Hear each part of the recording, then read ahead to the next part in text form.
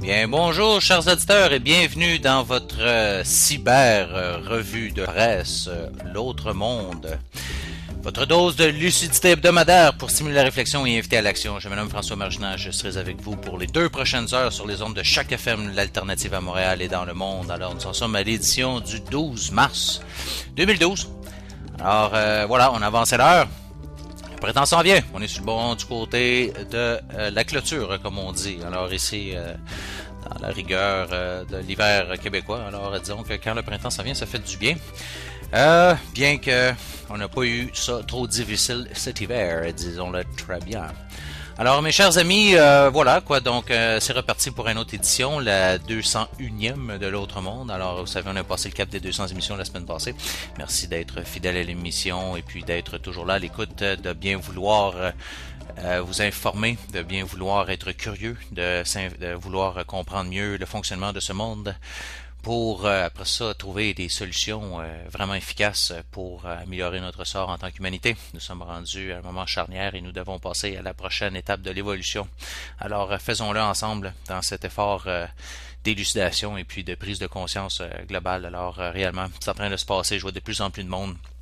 Comme je vous disais sur une émission passée, prendre conscience qu'on n'est plus isolé, en fait qu'on pense tout à la même affaire, qu'on est en train de se réaliser qu'on est environ 7 milliards de fourmis, alors qu'on a quelques milliers de ces, ce qu'on dit, autorités, de ces élites qui cherchent à instaurer ce fameux gouvernement mondial, ce nouvel ordre mondial amené par finalement les grands banquiers internationaux privés, alors disons-le. Et puis, écoutez, chers amis, il y a une conscience qui est en train de se développer dans la conscience du peuple à travers la planète. Et c'est celle que non seulement on n'est pas isolé, non seulement qu'on n'est pas les seuls à penser comme on le pense, c'est-à-dire qu'à un moment donné, il va y avoir des limites à cet appauvrissement général de la masse et de ce contrôle et de cette, si vous voulez, collection de la richesse, en fait, ce vol de notre richesse par un petit groupe peu scrupuleux, disons-le, des gens qui n'ont rien, ils en ont rien à cirer du bien-être de la population en général. Alors qui sont en train de s'accaparer toutes les ressources de la planète et puis des réseaux de distribution.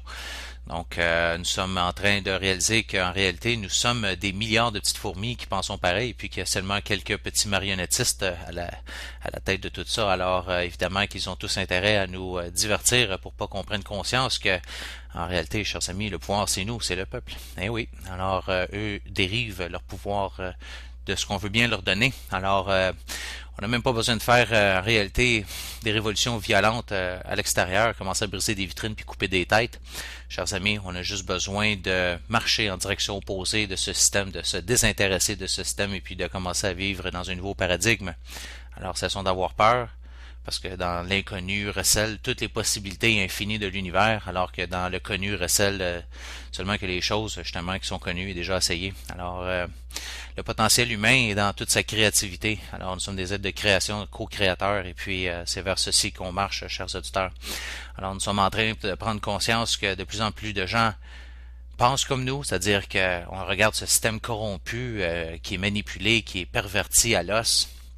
Et puis on est en train de se rendre compte qu'on n'est pas seul à réaliser que le système-là est complètement fini, complètement mensonger, une fausseté totale, qu'on est mené par des gens qui sont corrompus, des gens qui ont des idées, des idéologues pervers, disons-le, des gens comme Harper, des gens comme Bush, des gens comme Obama, des gens qui se cachent derrière des beaux slogans, des belles doctrines, mais qui sont en réalité de hideux personnages avec des idées bien laides, disons, et des idées qui ne sont loin d'être nouvelles, mais qui sont bien encastrées dans cette mentalité élitiste de contrôle de la population par l'ignorance, en les maintenant dans la pauvreté, dans la misère, ainsi de suite. Alors, dans cette tentative de retour aux temps féodaux, en voulant éliminer une bonne partie de la population mondiale, d'une façon ou d'une autre, par les guerres, par les famines, par les virus, par la nourriture qui est empoisonnée de toutes sortes d'affaires. Vous allez voir dans les nouvelles de l'actualité aujourd'hui, on en a quelques exemples flagrants de tout ça. Écoutez, c'est partout. Je veux dire, écoutez, vous avez BP qui on commence à être de plus en plus conscient maintenant qu'ils ont causé des dommages au fond marin et puis qu'on a en fait du gaz, du pétrole et puis des gaz qui s'échappent du fond marin, du réservoir du Macondo. Alors, on a créé un désastre pétrolier constant et sans arrêt. Vous avez Monsanto avec son Roundup qui ne cesse en fait de faire la manchette avec ses effets pervers alors sur la santé et ainsi de suite. Là ici on voit que ça ravage les populations de papillons, alors un autre truc. Alors évidemment que dans le Monsanto on a du glyphosate alors qui est très dangereux pour la santé et pour l'environnement. Ensuite, on voit aussi le bœuf américain qui va être de nouveau importé par Taïwan, mais on a un problème avec ce bœuf-là, c'est qu'il contient de la ractopine, de la ractopamine, qui est un additif qu'on donne aux animaux pour la viande. Et puis ce truc-là, est très controversé. Ça se trouve être une médecine là, de croissance, en fait, là. Une médecine de croissance, en fait, c'est des produits pharmaceutiques de croissance en réalité, là, pour écoutez, faire en sorte que le bétail s'engraisse plus rapidement et puis être plus profitable pour les compagnies. Donc, le problème, c'est que l'ingrédient actif, le Top Max, qui se trouve être la ractopamine, hydrochloride, se trouve à être un problème dans l'alimentation pour les gens qui ont des maladies cardiovasculaires, par exemple. Les enfants aussi, très dangereux. Alors, écoutez, on se trouve avec des produits chimiques, tellement chimiques que quand ils sont manipulés par les personnes, ils doivent être protégés par des vêtements de protection, des gants étanches et puis des lunettes de protection pour les yeux et même des masques. Alors les opérateurs doivent après ça se laver complètement avec du savon après avoir manipulé ces produits-là. Donc, vous voyez que après ça, on met ça, on nourrit le bétail avec ça, puis on se nourrit de cette viande. Donc, vous voyez. Un autre problème ici, Coke et Pepsi qui vont être obligés de changer leur recette de produits de boissons gazeuses parce qu'on retrouve trop d'un ingrédient qui s'appelle le méthylim. Ah mon Dieu, les noms, c'est incroyable. Vous dire bien franchement, là, si vous n'êtes pas capable de lire le nom d'une shot, si vous n'êtes pas capable de prononcer les ingrédients qui sont dans la nourriture, dans ce que vous buvez, vous êtes tous bien de pas en manger, tous bien pas en boire, là. OK? On appelle ça le méthylimidazole, hein? 4. Incroyable. Alors, si on met ça, c'est un peu le colorant caramel qu'on utilise dans les boissons gazeuses. Et puis là, ça vient d'être ajouté par la loi californienne sur la liste des ingrédients qui sont cancérigènes. Eh oui. Alors, remarquez que les compagnies n'ont pas changé leur recette volontairement, mais bien qu'après qu'ils aient été forcés de le faire. Alors, vous voyez à quel point ces compagnies-là, réellement, se préoccupent fortement de votre santé. Vous avez les grandes compagnies pharmaceutiques comme Pfizer, qui en 2009 a dû rembourser, en fait, payer des amendes de plus de 8 milliards de dollars pour des fraudes, ainsi de suite. Alors, ça, on parle d'enveloppe brune qui revient aux médecins pour prescrire leur médecine, ainsi de suite. Alors, vous voyez que vous avez les compagnies pharmaceutiques comme ça qui finalement manipulent leurs études pharmaceutiques, ainsi de suite. Et puis finalement, c'est une grosse business. OK? Donc, vous voyez, c'est un peu quelques exemples de ça, de cette élite qui, finalement, d'une façon ou d'une autre, à travers la chaîne alimentaire, à travers les ondes qui nous traversent avec les téléphones cellulaires, les tours qui sont construites à proximité des populations, les tours de télécommunication, je parle bien, on parle à travers la qualité de l'eau, le fluorure, on parle des vaccins, c'est partout, je veux dire, le corps est agressé de toutes les manières, et puis, que ce soit à travers, comme je disais, les guerres ou à travers l'alimentation, ou ainsi de suite, on cherche réellement à miner la santé des gens. Écoutez, à un moment donné, c'est tellement de toutes parts que, oui, la question se pose, est-ce que réellement c'est volontaire? À un moment donné, ça peut pas être tous des accidents, là. Je veux dire, comment ils pourraient faire des accidents dans à peu près 100% des cas, tu sais? Je veux dire, à un moment donné, chers auditeurs, il faut se poser des questions.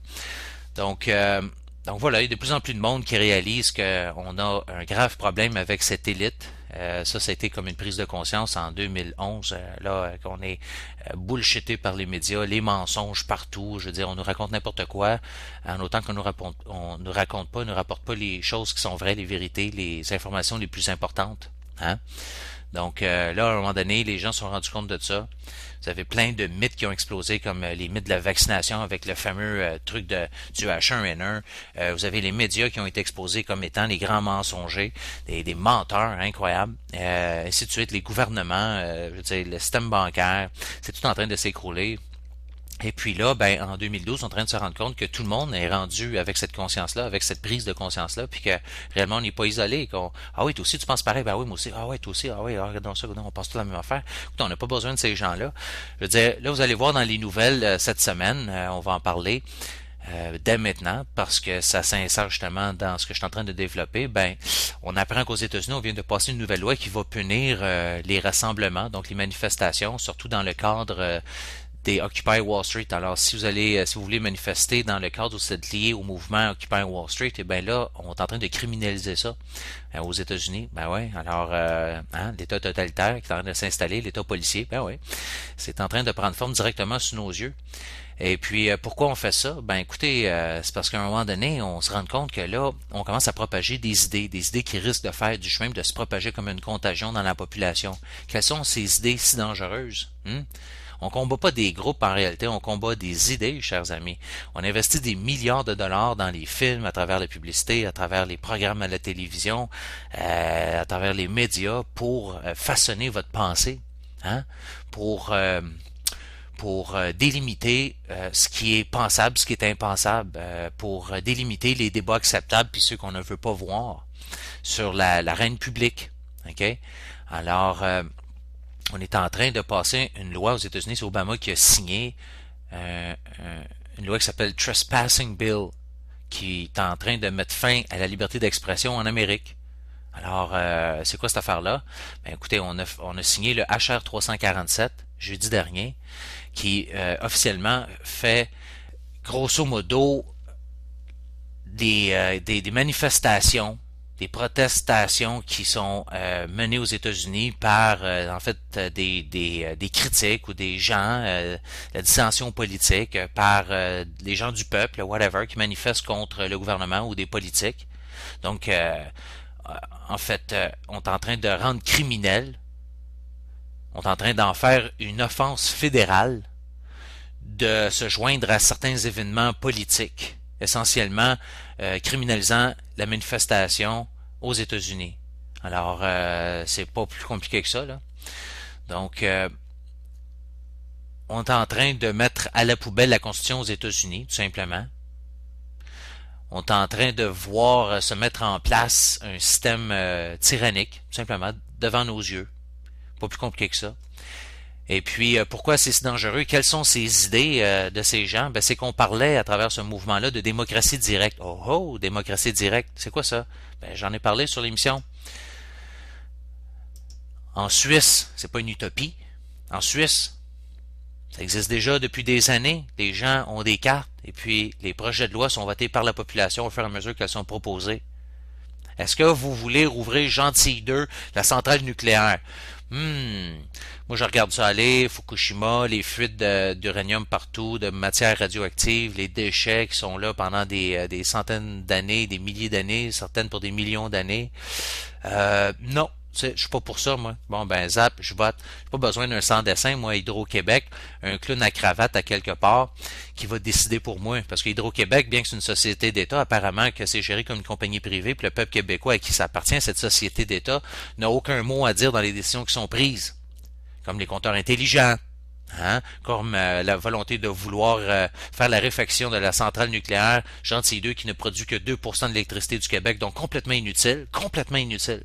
On n'en a pas besoin du tout. Mais on veut rouvrir ça sans le consentement des Québécois en utilisant leur argent. Un projet de multimilliards de dollars. Hein? Donc, au lieu d'avoir des clowns comme ça qui sont censés nous représenter, j'ai bien dit censés nous représenter, mais ils ne nous représentent plus du tout. Alors, légalement et moralement, nous ne sommes plus tenus de payer leurs factures. Nous sommes plus tenus de payer leurs impôts. puisqu'on ne représente plus. C'est taxation, c'est le principe de taxation en échange de représentation. Nous sommes représentés par qui? Par personne. Les personnes au Parlement, les personnes qui nous représentent du gouvernement, sont des gens qui sont en place pour représenter leurs propres intérêts et les intérêts du privé, puis des sphères financières, ainsi de suite, des méga corporations. Tout simplement. Je veux dire, j'en prends pas une nouvelle à personne. Ça, c'est rien de nouveau sous le soleil, là, aujourd'hui. OK? Donc, écoutez, pourquoi ne pas à ce moment-là réinstaurer un système? Ouais, on va changer, c'est pas plus grave que ça. On va tasser ces gens-là, parce que là, c'est ça que les gens sont en train de réaliser, de prendre conscience. C'est qu'on n'a pas besoin de ces gens-là. Charest, Harper, toute la clique, esprit, les partis à droite, à gauche, au centre, en haut, en bas, noir, blanc, vert, orange. Peu importe de quel parti ils se disent, ces gens-là ne nous représentent plus, ce n'est qu'un cirque, c'est un show de marionnettes, c'est une pièce de théâtre, c'est un film, c'est une illusion de démocratie qui n'existe plus. Le peuple n'a pas le pouvoir en ce moment. Alors, pourquoi ne pas tout simplement, au lieu de croire qu'on était impuissant, de se rendre compte que nous sommes des milliards contre une petite élite de quelques centaines de milliers de personnes. C'est tout. C'est nous autres qui avons le pouvoir, alors pourquoi ne pas décider de notre futur et de notre destinée? Vous voulez passer une loi, vous voulez taxer les minounes et les forcer de mettre des pneus d'hiver l'hiver, OK, pas de problème, faites ton projet de loi, claque, tout le monde, telle journée, on vote, on passe notre carte, vous avez des cartes de crédit, vous avez des cartes de guichet, je dis c'est quand même assez sécuritaire comme truc, là, on est capable de faire de quoi de pas mal plus efficace, puis probablement plus efficace encore que les systèmes de vote aux 4 ans, où on voit la fraude endémique. On pointe du doigt la Russie. Oh, il y a eu de la fraude aux élections en Russie. Ouais, regardez donc ce qui se passe aux États-Unis. Directement sous votre face, Ron Paul, l'esprit qui se fait voler des élections. On compte les affaires, on s'aperçoit que les votes sont comptés en secret, voyons donc, ou sont comptés par des machines à voter électroniques qu'on ne peut pas vérifier. On ne peut pas vérifier. Ils ne produisent pas de petits papiers qui sortent de la machine pour te montrer le calcul qui a été fait. Non, parce que c'est un secret de corporation. Alors, vous avez des élections qui sont traitées par des machines à voter, qui sont facilement hackables, par des hackers, en quelques secondes, 1 minute maximum, j'ai vu ça régulièrement. Et puis là, on rentre dans les machines et puis on change les votes. Mais on n'a pas le droit de vérifier les votes après. Ah, wow! Ah, OK. Si vous n'êtes pas capable de prouver qu'on a affaire à des élections qui sont propres, honnêtes et crédibles, je veux dire, il n'y a aucune légitimité à ça. J'ai aucune raison de croire que ces élections-là sont fair. Okay? Même affaire ici au Canada, vous avez de nouvelles allégations maintenant d'irrégularités de vote qui sont venues à la lumière. On a été au courant de ça, mis au courant de ça durant les dernières semaines du gouvernement Harper. Alors la CBC qui rapporte ça, vous avez différents cas dans l'Ouest, à Toronto, même affaire. Alors de la fraude électorale au Canada maintenant, ben oui, excellent. Alors, wow, alors, ben oui, mais Harper qui se défend puis tout. Alors on commence à voir la vraie tête de ces gens-là. Ben débarrassons-nous de ces classes de parasites qui vivent sur notre corps, qui sont en train de manger leur hôte. OK? Ces parasites. Parasites qui n'ont aucune empathie, aucun sentiment, aucune façon de se relier à la race humaine. Qui se croient des leaders, qui se croient, nos sauveurs, puis tout, qui vit dessus notre bras, qui prend notre argent pour vivre, ça se paye des trips partout, des soupers, ça se rend compte de ça serre des mains, ça se met la face devant la caméra pour qu'on les voit partout dans les médias sans cesse, pour qu'on les croit comme étant nos leaders. Leader de qui? Leader de qui? On n'a pas besoin de vous autres. C'est de ça qu'ils ont le plus peur en ce moment, qu'on réalise qu'on n'a pas besoin d'eux autres pour se réguler. Nous sommes des êtres souverains. Le gouvernement du Canada, c'est une corporation qui est enregistrée à la SEC aux États-Unis. OK?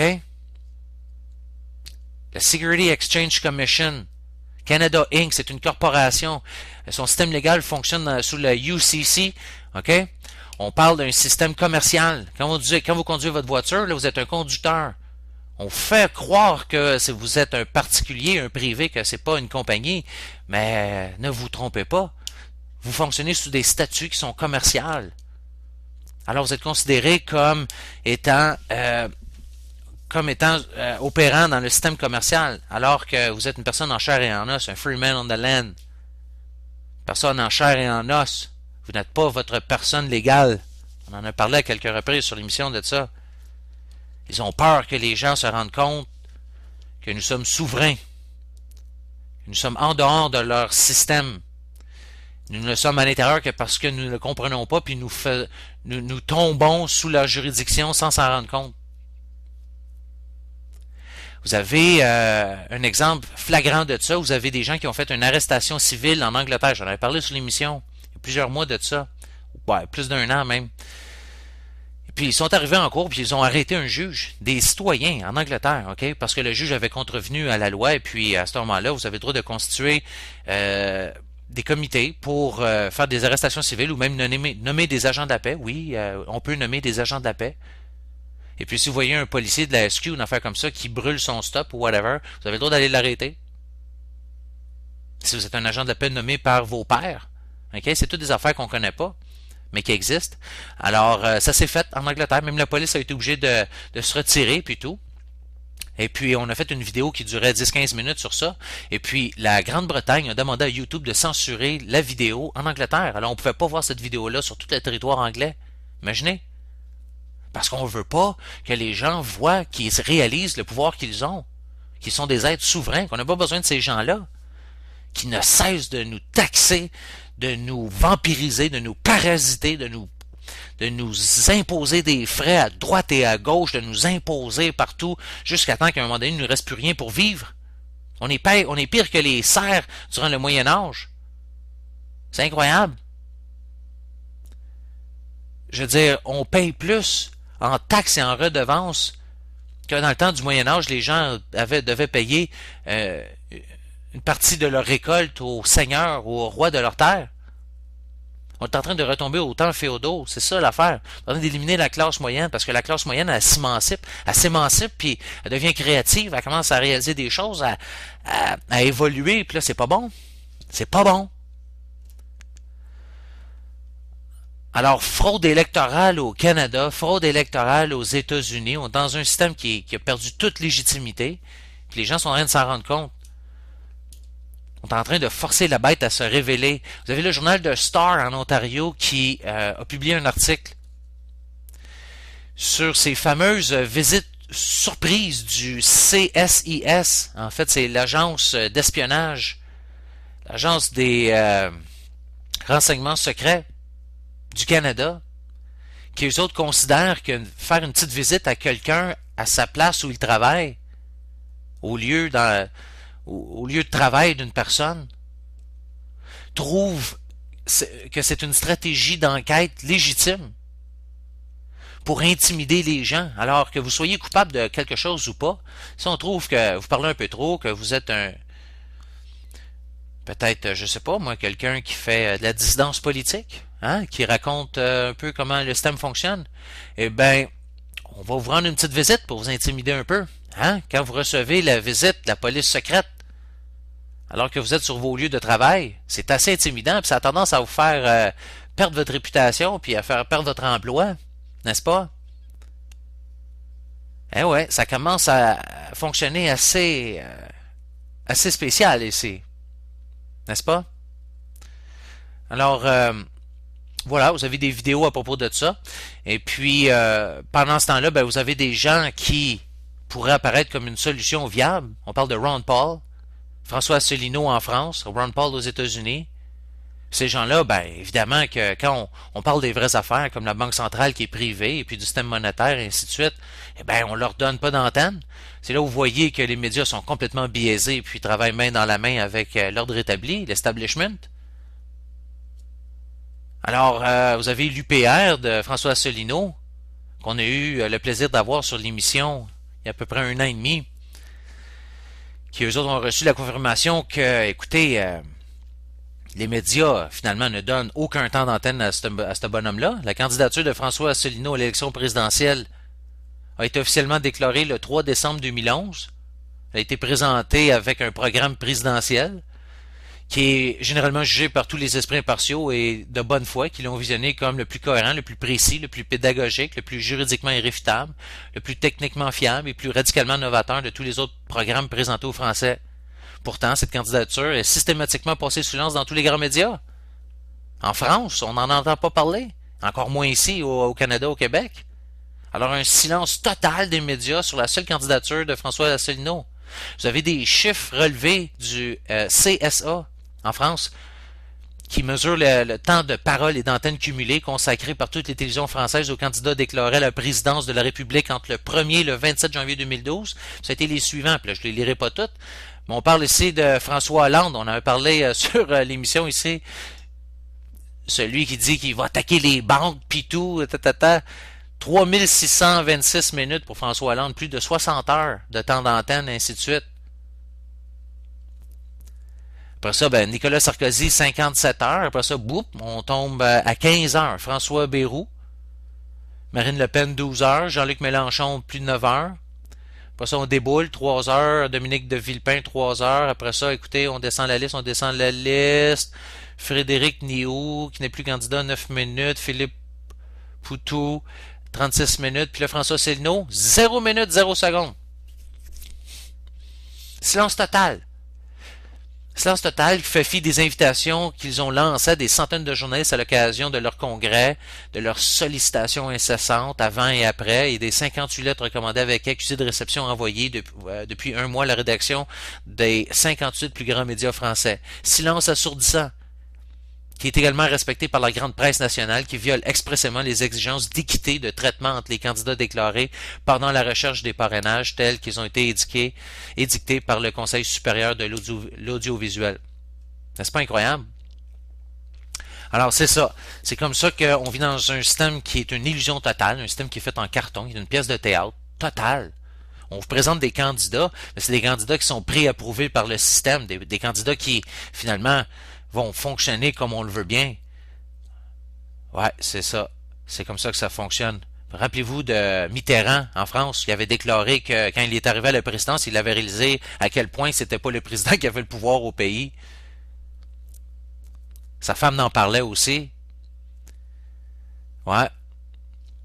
Pendant ce temps-là, ben, aux États-Unis, dans un speech à Chicago, vous avez l'attorney américain général Eric Holder, qui a livré un speech, comme je vous disais, à l'université de Northwestern, lundi dernier, expliquant que pour la première fois, le département de la justice avait une façon rationnelle d'expliquer les pouvoirs que le président s'était donné d'ordonner le meurtre, l'assassinat de citoyens américains sans revue judiciaire.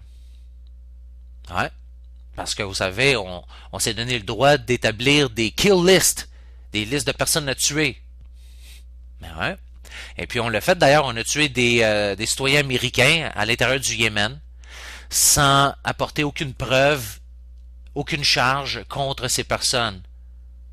Alors on a jugé ces personnes coupables de certaines choses au pouvoir exécutif, au niveau du président. On a dit cette personne-là, c'est un terroriste. On est arrivé avec des drones, zap, on a largué des bombes dessus, on l'a tué. Eh ouais, des programmes d'exécution extrajudiciaire dans des contrées étrangères. Fait que là, vous avez l'administration Obama qui a offert une justification légale pour ce ciblage en fait, de meurtre d'Américains à l'étranger. N'est-ce pas assez incroyable? Alors, on n'a plus besoin de se casser la tête à aller vers un processus judiciaire normal. On détermine qui sont les terroristes, les ennemis d'État, et puis on les bombarde, et on les tue, on les élimine. Merci, bonjour. Alors, on dit, Holder a déclaré que, puis ça, je répète, là, c'est l'attorney général, là. Lui a déclaré que les revues de la branche exécutive sont secrètes et qu'ils ont en fait le droit de revoir en fait les évidences pour ces meurtres ciblés et puis que cela compte comme ce qu'on appelle en anglais due process, alors la procédure judiciaire normale. Alors on n'a pas le droit de voir qu'est-ce qui est retenu contre nous autres, de quoi qu'on est accusé, quoi que ce soit, on arrive, on est dessus, merci bonjour. Voyons donc là. N'est-ce pas incroyable? On parlait de ces fameux drones qui ont été approuvés par Obama, qui vont être déployés d'ici les prochaines années, en fait, aux États-Unis, plus de 30 000 drones qui vont voler dans les ciels américains pour espionner la population en général. Ben, écoutez, une des possibilités qui pourrait arriver de ça, on s'est retrouvé avec un drone de la police qui a crashé dans un poste de police. Alors, oui, c'est ça qui pourrait arriver. On pourrait se retrouver avec des drones qui commencent à nous tomber dessus la tête parce que là, ils tombent en panne dans le ciel. Pouf! Imaginez des populations urbaines densément populées. Clouc! Parce que quand vous allez prendre un drone en pleine gueule, vous allez voir que c'est pas mal moins drôle. Donc, c'est tout un monde. On parle de manipulation, de qui sont les vrais terroristes. Laissez-moi vous parler un peu de qui sont les vrais terroristes. Voyons voir qui sont les vraiment, si on voulait, les méchants dans le monde. Les méchants, les bons et les méchants. Hey, c'est incroyable. Quand vous avez les pouvoirs de l'OTAN, les pouvoirs anglo-saxons de Londres, les pouvoirs de Londres et de Wall Street, qui montrent du doigt les méchants et puis nous sommes les bons. Laissez-moi rire. Laissez-moi. Prenons leur image et voyons voir qui sont les vrais bons et qui sont les vrais méchants. Hein? Là, on a des rapports qui sortent. Ici, c'est un programme de radio de Garrett Porter, une interview avec Scott Horton sur antiwar.com. Et on parle de qui était derrière les bombardements, en fait, les bombes, l'attaque à la bombe il y a quelques semaines à Delhi, en Inde. Et puis on a trouvé, ici on a 4 évidences comme quoi que ceux qui transportaient les bombes n'avaient aucune intention de blesser ou tuer des passagers de cette auto diplomatique israélienne, mais seulement de causer une genre d'effervescence. Et il va servir à la propagande contre l'Iran pour essayer de splitter, de séparer, si vous voulez, de créer une division entre l'Inde et l'Iran, ces deux pays qui ont des liens économiques assez forts. Et puis là, écoutez, vous avez certains de ces indices comme, par exemple, la taille de la bombe qui était très petite, environ 200 grammes.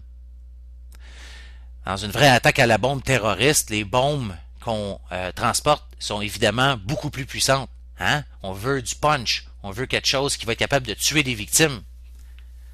OK? Cette bombe-là n'était pas comme ça du tout. Il n'y avait aucune pièce, ce qu'on appelle des sharpnel, des pièces comme des morceaux de métal qui, quand explosent, vont aller frapper les gens autour puis les blesser. Habituellement, on met des clous, des morceaux de verre, et ainsi de suite.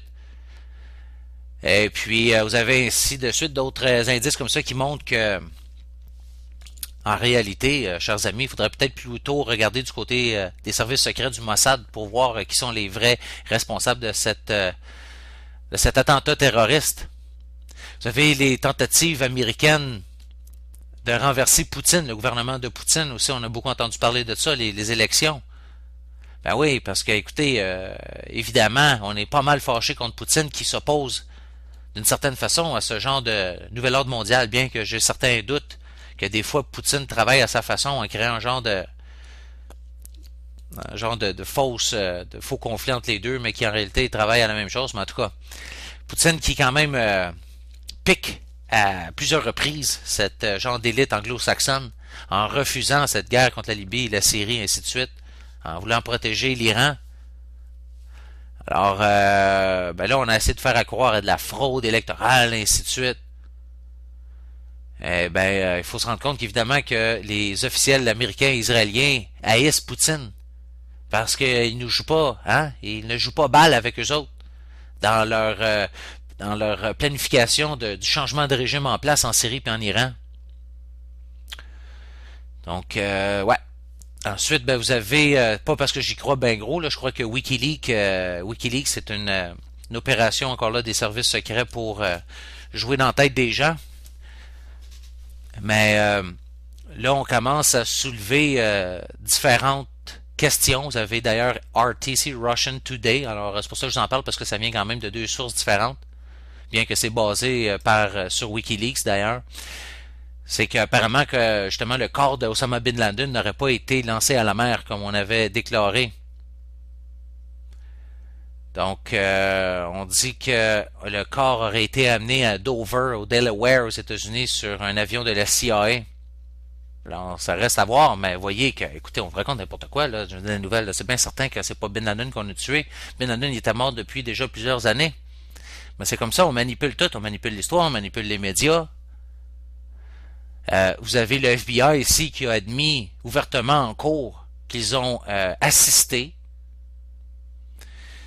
ça c'est dans le passé, assisté un Marocain qui était sans papier aux États-Unis dans sa tentative de faire exploser, de faire un attentat à la bombe au Capitole américain. Alors, c'est arrivé combien de fois que ce sont des agents du FBI, de la CIA, qui ont fomenté les propres attaques, trouvé des débiles mentaux, des retardés, leur mettre des vraies bombes dans les mains en leur faisant croire que c'était des jokes, et puis après ça, les envoyer quelque part. Et puis là, ces gens-là font exploser, et puis font exploser leurs bombes, et puis là, ben, oh, on dit, oh, des terroristes, ça, vous voyez, là, c'est important qu'on est là, on a besoin de beaucoup de budget. Nous autres, là, vous voyez, les terroristes partout avec les bombes qui se promènent, c'est vraiment malade, là. Je veux dire, les musulmans, les Marocains, nanana. Hey, il faut faire attention. Alors que, selon une enquête faite par le Guardian, le journal The Guardian en Angleterre, estimait qu'un hacker sur 4 travaillait maintenant avec le FBI et était des informateurs secrets. Ah, quand même, assez spécial. Alors, vous voyez que finalement, ces sources de terroristes, de hackers-là, bien souvent, c'est pas des vrais terroristes, des vrais hackers. Ben, c'est des vrais terroristes, mais je veux dire, ils travaillent pas pour ceux qu'on pense, en fait. Bien souvent, ils sont fomentés, supportés, armés, éduqués, ainsi de suite, par des agences, des services secrets ou des corps comme le FBI.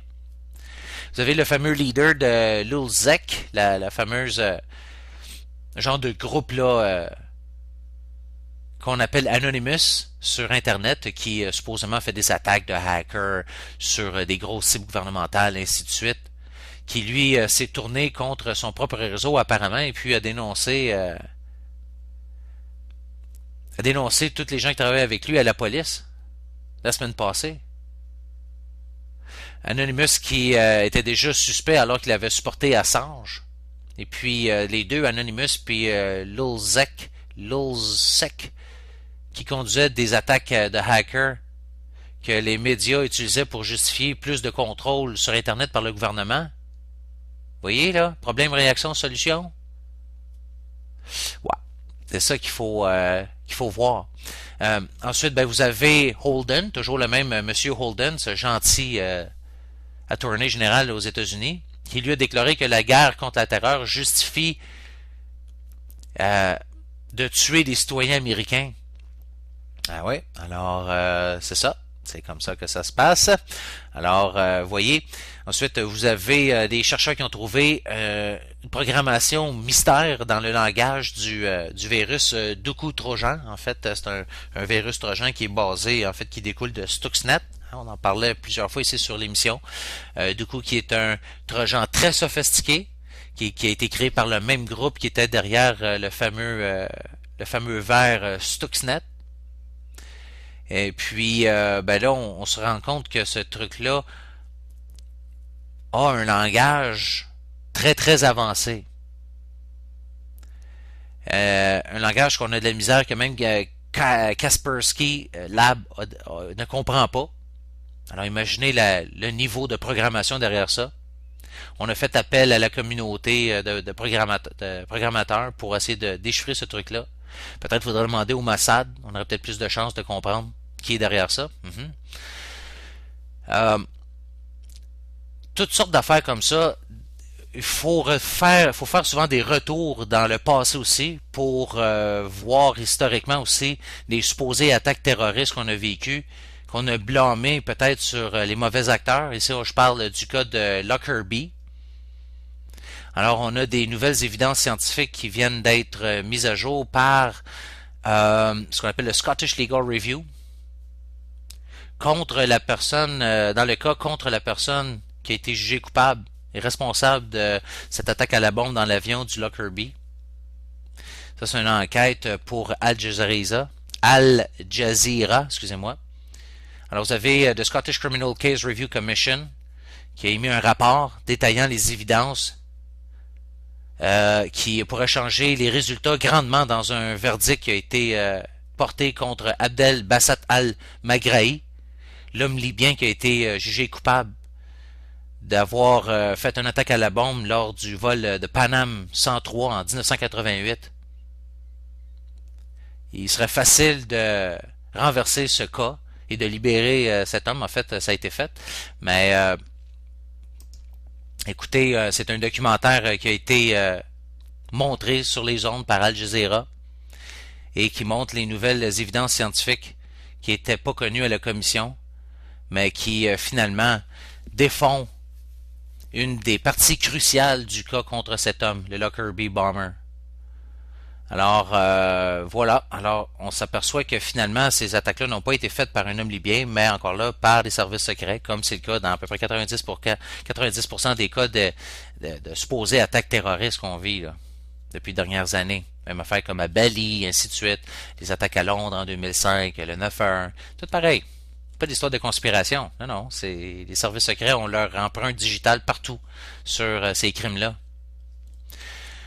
Alors on continue. Au Moyen-Orient, vous avez Israël qui a vendu pour plus de 1,6 milliard de dollars d'armement aux voisins de l'Iran, c'est-à-dire l'Azerbaïdjan. Alors il y a probablement un bénéfice possible rattaché à ça. Évidemment que on est juste à la frontière de l'Iran, donc on est très proche pour pouvoir intervenir. On se met les voisins de l'Iran amis. Alors, oui. Donc, chers amis, vous voyez que les choses, l'étau se resserre autour de l'Iran et de la Syrie. On va en reparler un peu plus loin durant l'émission. Pendant ce temps-là, Israël en a profité pour tuer quelques Palestiniens. Alors, c'est lâché lousse en fin de semaine. Alors, c'est bien amusé en tuant, on parle ici 12, une autre nouvelle 14 Palestiniens. On a lancé une coupe de raids aériens sur la bande de Gaza. Et puis on a blessé une vingtaine de personnes et plus en tuant environ 14. Ben ouais. Alors Netanyahou était pas content parce qu'il n'a pas réussi à pousser les États-Unis à tuer les méchants Iraniens pour lui rapidement. Alors là, il a voulu se défouler un peu. Alors s'est défoulé sur les gens de la bande de Gaza. Ça fait du bien. Pendant ce temps-là, vous avez les Américains qui ont fait le party aussi de leur bord, se sont bien amusés à tuer 140 personnes au Yémen. Alors, pourquoi je dis le gouvernement, pourquoi je dis les Américains? Parce que on travaille étroitement avec le régime en place au Yémen. Alors, on les supporte, on les arme, et ainsi de suite. Et puis là, vous avez le gouvernement qui utilise ses militaires. Et puis, on lance ça sur la population. Super. C'est comme ça qu'on supporte la démocratie dans le monde. On dit on veut libérer la Libye puis la Syrie, puis on dit que ces gens-là, on l'appelle, on appelle Assad le boucher. Aïe aïe aïe aïe aïe aïe. Ouais, le boucher de Damas, le boucher de Benghazi, le boucher de Bagdad. Ouais, le boucher de Kaboul. Ah mon Dieu, c'est incroyable, la propagande, tout le temps les mêmes mensonges. Pendant ce temps-là, on supporte des vrais bouchers, comme au Yémen, comme au Bahreïn. Vous allez voir différentes nouvelles, des régimes super oppressifs, extrêmement violents, qui n'hésitent pas à tuer la population, leur propre population pour de vrai, qui la torturent. Ouais. Là, le Pentagone a officiellement confirmé qu'ils ont des équipes de sécurité de forces américaines qui ont été attaquées par les loyalistes de Ansar al-Sharia dans le sud du Yémen, dans la ville de Aden. Alors, oui, c'est ça, c'est qu'on vient d'admettre qu'on a des officiers, des gens militaires américains sur le sol au Yémen. Ah, qu'est-ce qu'ils font là, les petits G.I. Joe? N'est-ce pas assez spécial? Alors que le gouvernement niait toute présence de troupes américaines en sol yéméni. Il faut faire face à la réalité, chers amis. La seule raison pourquoi les États-Unis sont au Yémen en ce moment, c'est pour prévenir toute déstabilisation de son voisin, l'Arabie Saoudite, sur lequel l'Occident repose pour son approvisionnement de pétrole, sur lequel il dépend fortement si la guerre contre l'Iran prend place. Et puis l'Iran coupe son pétrole du marché. Alors vous avez d'ailleurs l'Arabie Saoudite aussi qui a supporté le régime au Bahreïn et puis au Yémen, a même envoyé des soldats dans ce cas-là. Vous voyez un peu la petite gang qui est en train de se jouer? Les drones américains qui ont été utilisés pour supposément bombarder des caches de l'Al-Qaïda dans le sud du Yémen. 20 personnes qui ont été tuées ici, qu'on appelle des militants de l'Al-Qaïda. Rapporté par le Xinhua. Des drones américains qui ont tué 13 suspects militants au Pakistan. Souvent dans le passé, j'ai répété le mot, là, des suspects. On les a pas jugés de quoi que ce soit, là. Ils n'ont pas été prouvés comme étant des terroristes ou des criminels ou quoi que ce soit. On les suspecte, puis on les tue. Pow! Ça s'est passé dans le Waziristan, dans les régions tribales du Pakistan. Donc, on continue à tuer un peu de monde un peu partout, en Somalie, au Yémen, au Pakistan, et ainsi de suite. C'est super, ça va super bien. Pendant ce temps-là, ben, vous avez les petits copains qu'on a mis au pouvoir en Libye, qui sont en train de pousser la Libye dans une vraie guerre civile. Une vidéo ici à voir. Ouais. Wikileaks qui révèle que l'Angleterre a attaqué la Libye pour défendre les intérêts de British Petroleum, BP. Ensuite, ben, vous avez en Libye toujours l'est de la Libye qui déclare sa région semi-autonome. Ben ouais, c'est là qu'on a les plus juteux puits de pétrole. Alors évidemment qu'on va balkaniser la région. Ça, la balkanisation de la Libye, c'est précisément ce que les pouvoirs occidentaux voulaient voir se passer. De balkaniser la région pour faire en sorte qu'Israël puisse mener la région et puis qu'on puisse répondre aux besoins des corporations pétrolières et puis des intérêts américains dans la région. Right. Pendant ce temps-là, voyons voir, tournons-nous vers l'Afghanistan pour voir un exemple édifiant de la démocratie et la liberté apportée par les Américains au peuple afghan, alors qu'on a un rapport ici qui a été fait encore une fois. Ici, c'est par la Banque mondiale. Un rapport mondial par le gouvernement afghan et la Banque mondiale, où on parle que les enfants afghans souffrent d'un des niveaux les plus élevés de malnutrition chronique dans le monde. Eh ben, dis donc, ça fonctionne bien ces petits projets, hein? Alors, 2 articles à ce propos-là. Pendant ce temps-là, vous avez des dizaines de milliers de personnes qui demandent la vraie démocratie au Bahreïn. Ouais. Ben, on va pas laisser se passer ça. Ben non, parce que là, on a des troupes saoudiennes et puis des Émirats unis arabes qui sont sur le sol pour essayer de restaurer l'ordre. Et puis on accuse pendant ce temps-là le pouvoir chiite de l'Iran de fomenter ce soulèvement social, right? Alors, ouais. Suite à la semaine passée, on avait appris qu'il y avait des câbles, je sais pas si j'en avais parlé la semaine passée, des câbles sous-marins autour de l'Afrique qui avaient été coupés par des supposés ancres de bateaux. Ben là, on en a encore d'autres câbles sous-marins d'Internet qui ont été coupés la semaine passée. Plusieurs pays américains, en fait africains, qui ont vu leur trafic Internet être fortement réduit. Donc, est-ce que quelque chose se prépare? Je ne sais pas. Ensuite, vous avez 1 milliard de dollars. 1 milliard de dollars pour tous ces fameux scanners corporels pornographiques de la TSA aux États-Unis qui sont rendus complètement inutiles par un blog qui montre comment on peut passer des armes à feu puis des couteaux dans ces fameux scanners-là sans être détectés. Allez voir ça, une vidéo assez incroyable. Vous allez voir que ces scanners-là sont complètement inutiles.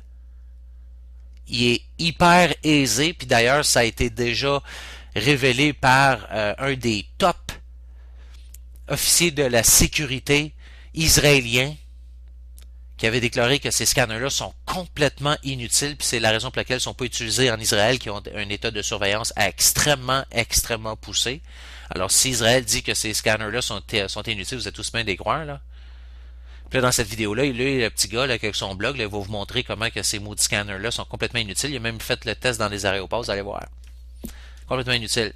C'est un système, tout simplement, c'est pas pour votre sécurité, là. Ces scanners-là sont pour vous dresser pour être des bons petits esclaves obéissants. Fermez votre gueule, vous pliez à des mesures tyranniques. Donc, ouais, c'est ça. Donc, rah. On a pas mal fait le tour. Il reste une petite nouvelle d'ordre général d'actualité. Révéler comment qu'un des avions top secrets américains est encore en orbite depuis 1 an.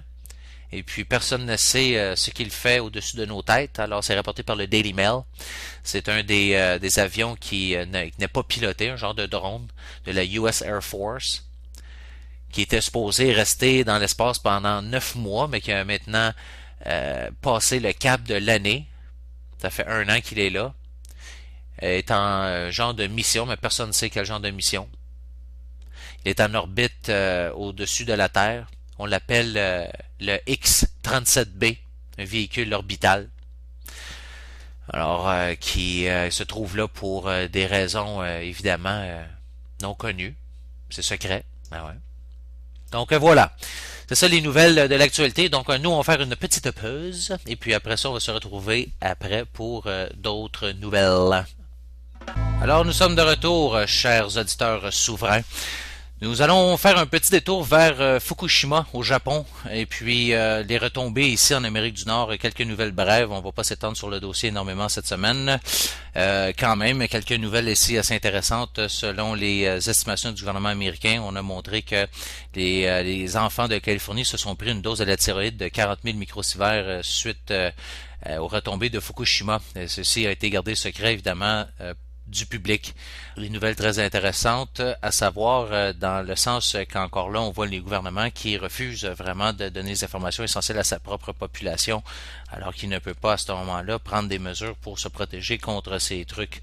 D'ailleurs, on a des nouveaux tests de radiation qui ont été faits par Enviro Reporter qui ont enregistré des niveaux des plus élevés de radiation en Californie depuis le début de ce désastre, il y a plus d'1 an. En fait, le 6 mars, on a testé des filtres HEPA avec des niveaux de radiation 668%, ou si vous voulez 6,68 fois plus élevés que les radiations normales de background. Donc, ce test a pris place 43 jours après les tests initiaux et ont montré une augmentation de 130% depuis le 22 janvier. Alors, quand même assez important comme nouvelle. Et on a retrouvé aussi de plus en plus de poissons radioactifs, incluant le pourlac alaskien, exporté du Japon. Alors, ça aussi, là, vous voyez là, les retombées de Fukushima qui continuent de se poursuivre. On va faire un petit tour Iran-Syrie plus en détail maintenant qu'on a ouvert le sujet juste avant la pause et puis on va terminer avec l'économie. Puis ça devrait être tout pour la semaine, ça en fait déjà quand même pas mal. Écoutez, là, ce qui se passe avec l'Iran est intimement lié, comme je vous disais, avec évidemment ce qui se passe en Syrie. Et puis essentiellement, c'est une répétition de ce qu'on avait vécu lors de la guerre en Irak en 2003, un peu la même affaire avant la guerre en Afghanistan en 2001. Ce sont tout le temps les mêmes propagandes qui sont mises de l'avant avec les mêmes acteurs. Ici, écoutez, on va passer à travers des nouvelles les plus importantes concernant l'Iran, puis vous allez comprendre ce que je veux dire. Ici, on a une nouvelle Channel 2 en Israël qui donne comme source un Américain, une source officielle en fait, un senior américain, qui aurait déclaré que la décision a déjà été prise par le gouvernement israélien d'attaquer les installations nucléaires iraniennes. Alors, le titre dit que les officiels américains croient que Netanyahou a déjà décidé d'attaquer l'Iran. Et puis, il faut tout le temps faire un retour dans le passé pour comprendre un peu ce qui se passe aujourd'hui, puis surtout comprendre la valeur de ce qui se passe aujourd'hui. C'est pas la première fois qu'on fait face à une telle situation. Si on se rappelle bien, Israël avait déjà attaqué les installations nucléaires irakiennes au Sirak en 1961, même s'il n'y avait aucune évidence de programme nucléaire, en fait de programme militaire nucléaire d'armement. Et puis, en fait, le design du réacteur est incapable de produire de l'armement nucléaire. Et puis, suivant l'invasion en 2003, vous avez les inspecteurs de l'Agence de l'énergie atomique internationale qui avaient examiné les restes, les ruines de la station d'électricité d'Osirak et avaient confirmé qu'il n'y avait jamais eu d'installation d'armement nucléaire sous cette centrale, alors que sous Dimona, en Israël, on a bel et bien une vraie centrale nucléaire pour produire du plutonium de grade militaire. Donc, il faut aussi d'ailleurs noter que l'invasion de 2003 en Irak était basée encore là sur des affirmations faites par Israël d'un réseau clandestin, supposé réseau clandestin d'armement nucléaire, d'un programme que Saddam Hussein aurait eu, alors que ces révélations, en fait, étaient fausses. Alors, maintenant, on est de retour encore avec Israël, maintenant en 2012, qui crie à propos de la menace nucléaire iranienne et qui n'ont absolument, mais absolument aucune crédibilité dans ce dossier puisque dans le passé, ils ont clamé de telles choses et puis se sont révélées comme étant fausses. Alors pourquoi devrait-on croire, écouter même ces menteurs habituels, n'est-ce pas? Mais là, écoutez, en réalité, il semble qu'Israël a déjà décidé de bombarder ces stations de production d'électricité iranienne, ces centrales nucléaires, basées sur des délusions paranoïdes, tout simplement. C'est la seule base sur laquelle ils affirment de telles choses. Bien sûr, ceci est un acte de guerre, et puis l'Iran va être moralement justifié de, évidemment, lancer une contre-attaque immédiate. Évidemment qu'Israël n'est absolument pas inquiété par une contre-attaque iranienne, parce que leur plan est évidemment d'empiler des enfants américains comme une genre de veste pare-balles pour les protéger contre les soldats iraniens. Donc on va protéger les soldats israéliens en mettant en tampon entre l'Iran et puis Israël, les fameux G.I. Joe américains. Ah ouais, c'est comme ça. Et puis, ben écoutez, pendant ce temps-là, ben vous avez d'autres nouvelles. Ici, ça vient d'un officiel du Pentagone qui a déclaré que les États-Unis pourraient attaquer l'Iran avec une nouvelle arme, une super arme, on l'appelle le Great Weapon en anglais. Alors, les États-Unis pourraient utiliser une bombe, un bunker buster, c'est fait pour détruire des bunkers souterrains. Alors, une bombe de 13 600 kg, vous avez bien entendu, 13 600 kg pour bombarder l'Iran. Alors, on a publié cette nouvelle sur defensenews.com, rapporté jeudi dernier, coté par le US Air Force, lieutenant général Herbert Carlisle. Et puis, ben là, écoutez, mes chers amis, on dit que cette arme serait capable de percer une couche de plus, en fait, de 200 pieds, c'est 65 mètres de béton. Alors, imaginez.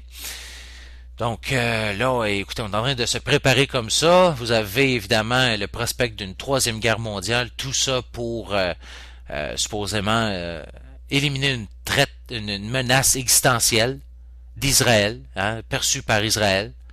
On a évidemment toutes sortes d'agendas qui se superposent là-dedans. Ça répond à différents intérêts, pas juste ceux israéliens, mais aussi américains, britanniques, ainsi de suite. Bien sûr que du point de vue du gouvernement américain, on a une économie qui est non seulement à terre, mais est sur le point de se dégrader très rapidement, davantage. On a des guerres absolument désastreuses qui ont cours. On a beau dire que l'Irak, là-bas, la guerre est terminée, mais c'est pas le fait du tout. En réalité, on est encore sur le terrain. La guerre en Afghanistan est toujours cours, et puis on a ces guerres non déclarées au Pakistan, en Somalie, au Yémen, ainsi de suite. Faut pas oublier ça. En plus des contrées maintenant africaines qui sont sous la férule, en fait, soit de dictateurs supportés par les Américains ou où on voit, où on retrouve en fait des troupes américaines sur leur sol. Donc, on a besoin de distraire les gens pour les gens qui, en fait, sont en train de se rendre compte que cette crise financière et puis ces guerres sont complètement illégitimes, ont été créées de toutes pièces par l'élite qui dit vouloir nous sauver et puis être nos leaders. Et puis, on a besoin de tout simplement divertir ces gens, divertir leur attention vers des menaces pressantes comme le prospect d'une troisième guerre mondiale. Là, vous avez des médias comme AP qui déclarent que supposément on a des images satellites d'une installation militaire iranienne qui apparaît montrer des camions et puis des véhicules qui peuvent déplacer de la terre sur un site indiquant que on a supposément essayé de nettoyer des traces de radioactivité possiblement laissées par des tests d'armement nucléaire. Alors, voyez les termes qui sont employés, supposés, laisse montrer tout ce qui est de plus incertain, selon des diplomates qui ont déclaré à la Associated Press. Alors, en d'autres mots, la nouvelle propagande, c'est que la totale absence de quelconque évidence d'armes nucléaires est maintenant l'évidence d'armes nucléaires. On dit que on a vu des camions, on a vu un paquet d'affaires qu'on présume faire des choses, et puis là, finalement, l'absence de preuves concrètes. Alors, on voit des camions, on voit des des bulldozers, des trucs comme ça, serait la preuve de quelque chose qui supposément existerait. Écoutez, là, c'est ça, c'est là on est rendu, là.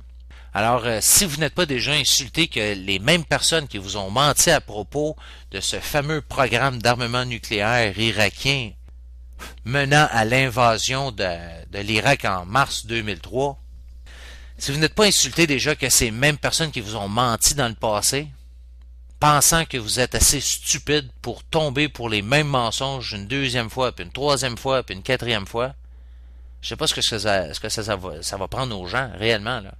Là, vous avez Panetta, ça c'est le secrétaire de la défense américain, Leon Panetta. Il a déclaré que les États-Unis ont un genre de mandat international et puis que cela transcende les autorisations du Congrès américain pour déclarer une guerre. Parce qu'aux États-Unis, seul le Congrès peut autoriser une guerre. Mais là, on déclare des guerres sans même passer par le Congrès américain, ce qui est complètement anticonstitutionnel.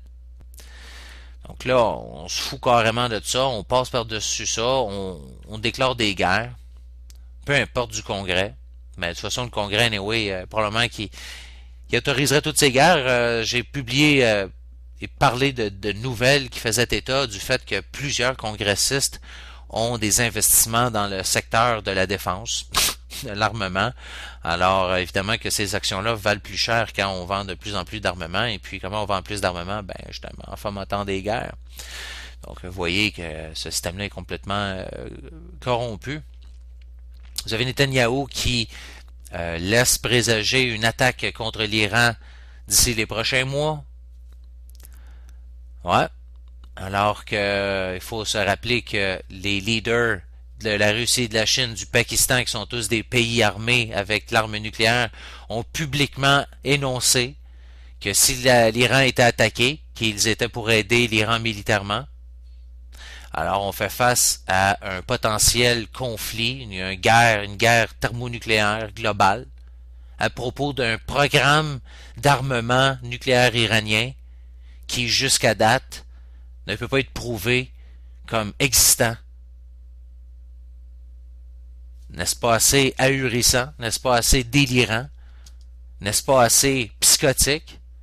Les États-Unis ont offert de l'armement avancé à Israël en échange d'attendre avec son projet d'attaquer l'Iran. Ça, c'est selon un rapport qui a été publié par le New York Post. Obama, il voudrait faire une attaque contre l'Iran après les élections. Israël voudrait y aller avant. C'est ça qui est le point de conflit entre les deux pays, grosso modo. Puis là, ben, vous avez l'Agence de l'énergie atomique internationale qui commence à confirmer les vues d'Israël concernant les ambitions nucléaires de l'Iran. Alors, peu à peu, on est en train de subvertir cette agence-là. On essaye de créer un scénario selon lequel l'Iran essaierait de créer des armes nucléaires, alors que cela ne peut absolument pas être supporté par aucune preuve, aucune évidence. La seule affaire qui a été mesurée et qui est tout à fait conforme, c'est qu'on a enrichi l'uranium à 20%, qui est le niveau nécessaire d'enrichissement pour la création d'isotopes médicaux. Ça, c'est pour aider les gens, pour les guérir, pas pour les faire exploser. Hein? Alors, pour enrichir l'uranium à des niveaux de 95%, ce qui est requis, un minimum à peu près, pour créer du matériel militaire, pour faire des bombes nucléaires, alors il y a une marge énorme, énorme. Netanyahou qui a déclaré à Obama qu'Israël se réserve le droit d'attaquer. Donc là, vous voyez qu'on est en train de jouer une game, ils sont en train de se préparer. Ouais. C'est assez particulier là, ce qui se passe. Vous avez le ministre israélien, un ministre israélien du cabinet du Knesset, lui, qui a demandé une blocade aérienne et maritime de l'Iran, ce qui est un acte de guerre aussi, une provocation, directement. Alors, on veut provoquer l'Iran, évidemment, on va essayer de provoquer l'Iran de toutes les façons. Puis quand l'Iran va réagir, ben là, on va dire, ah, vous voyez, c'est pour ça qu'il faut les attaquer, ce sont des gens méchants. Ah oui, des gens evil, ils sont evil. Vous avez des mouvements aussi qui laissent présager toutes sortes de signes. Ici, c'est le transporteur national aérien israélien El Al qui a en fait transporté tous ses vols à une base militaire dans l'éventualité d'une guerre contre l'Iran. Ça a été rapporté par journal hébreu israélien qui s'appelle le Ma'ariv. Alors, si cette histoire est véritable, cela veut dire que des exécutifs à El Al ont eu une petite première, un scoop sur un timeline israélien pour une guerre, et puis que la venue du début de cette guerre est très proche. Ceci pourrait être par contre rien de plus qu'une propagande pour essayer de montrer l'Iran comme étant celle qui a initié cette guerre. Ouais. Alors, de la propagande qui commence à se mettre en place, évidemment. Vous avez l'État israélien qui s'est dit désappointé avec Obama, désappointé du meeting qu'il a eu Netanyahou en passant aux États-Unis la semaine passée. Donc écoutez, on ne veut pas de surprise du côté d'Obama, on veut pas d'attaque surprise. Israël veut attaquer. Donc il est bien possible qu'Israël va bombarder l'Iran plus tôt que tard. Probablement que justement ce timing de cette attaque sera le pire, va venir au pire moment pour Obama qui est en année électorale. Et puis à quel point on va demander possiblement à l'armée américaine de ramasser tout le bordel de cette guerre. Là, on assiste à de la propagande, évidemment, de toutes sortes, comme je vous disais. Là, on parle du mythe d'un nouvel holocauste. Ben ouais. Israël qui se sent menacé d'un nouvel holocauste. Donc, là, écoutez, il faudrait peut-être rappeler certains faits aux gens. Le seul gouvernement au Moyen-Orient qui possède de l'armement nucléaire, c'est celui d'Israël. Le seul pays d'ailleurs qui refuse de signer l'accord de non-prolifération nucléaire et qui a refusé toute inspection de ses sites nucléaires par l'Agence de l'énergie atomique internationale. Le leadership iranien est peut-être plusieurs choses, mais il n'est pas stupide. Ils comprennent qu'une attaque contre Israël résulterait en une pluie de bombes nucléaires israéliennes et américaines sur la tête des citoyens iraniens. Ce qu'ils ne veulent certainement pas voir arriver parce qu'il ne resterait plus rien de l'Iran, c'est évident. L'Iran n'a pas parti de guerre, n'a pas été l'instigatrice d'une guerre depuis plus de 200 ans, et définitivement absolument rien depuis la venue de la République islamique en 1979, qui, disons-le, c'est dans ces années qu'on a vu Mossadegh, qui était un gouvernement démocratiquement élu par le peuple iranien, qui adulait l'Occident, dont les États-Unis, mais qui a eu la gaffe de vouloir nationaliser le pétrole iranien et a été renversé par la CIA pour installer un shah, une dictature sanglante, jusqu'à temps que la révolution 79 s'était installée pour instaurer la République islamique en 1979. L'Iran, disons-le, est la place où on trouve la troisième plus importante population juive au Moyen-Orient, à l'extérieur d'Israël. 25 000 juifs vivent en Iran. C'est, en fait, j'ai dit la troisième, c'est pas la troisième, c'est la plus large population juive à l'extérieur d'Israël au Moyen-Orient. Les Juifs iraniens ne sont pas persécutés, ne sont pas abusés par l'État et en fait, ils sont protégés sous la constitution iranienne. Et ils sont libres de pratiquer leur religion et puis de voter dans les élections. Imaginez, les Arabes en Israël, ils peuvent pas voter là. Ils ne sont pas arrêtés à des checkpoints et puis fouillés comme c'est le cas des Palestiniens. Ils ne sont pas brutalisés par une armée d'occupation.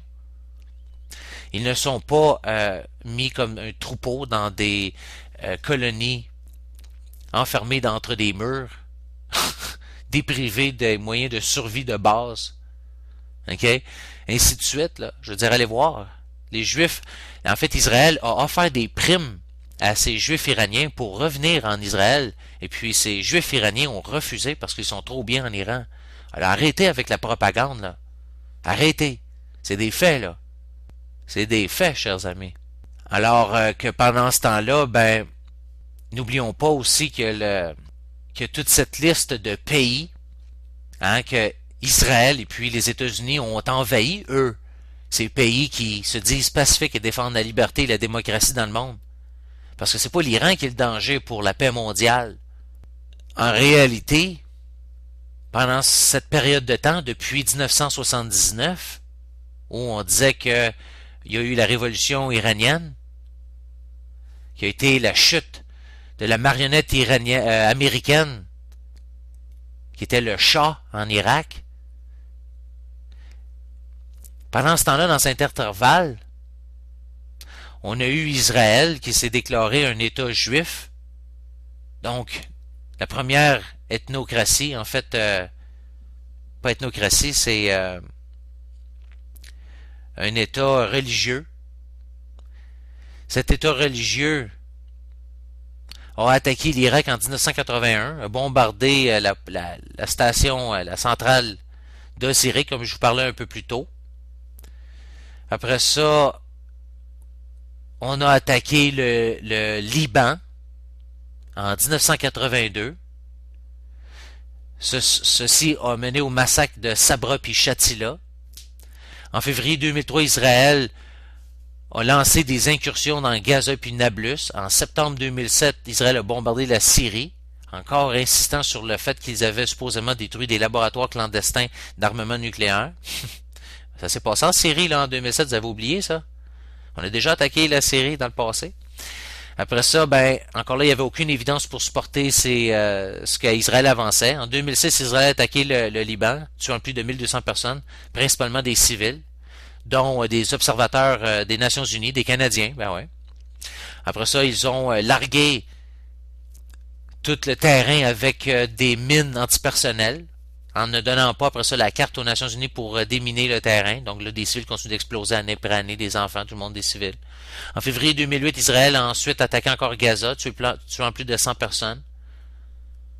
Puis après ça, le Hamas a accepté, signé un cessez-le-feu qu'ils ont gardé pour près de 6 mois, jusqu'au 4 novembre, alors qu'Israël a attaqué, donc ont brisé le cessez-le-feu, sans avertissement, tuant 6 membres du Hamas et lançant l'opération Plomb durci. Alors là, on a eu 1300 personnes de la bande de Gaza, principalement des civils, qui ont été tués. Israël, pendant ce temps-là, a vu 13 de ses soldats tués. 1300 contre 13. Parlez-moi de force disproportionnée. Violation contre la loi internationale, incluant l'utilisation de phosphore blanc, qui sont des bombes incendiaires, qui ont été utilisées contre des civils puis des cibles non militaires, ce qui est contre la loi internationale. Les Nations Unies qui ont enquêté, mais Israël a refusé de coopérer. En mai 2010, Israël a attaqué la flottille d'aide internationale en eau internationale, qui amenait de la nourriture et puis des biens médicaux. Et puis 9 personnes ont été tuées, dont un Américain de New York, à bout portant. Dans la même période de temps, les États-Unis qui est officiellement une nation séculaire,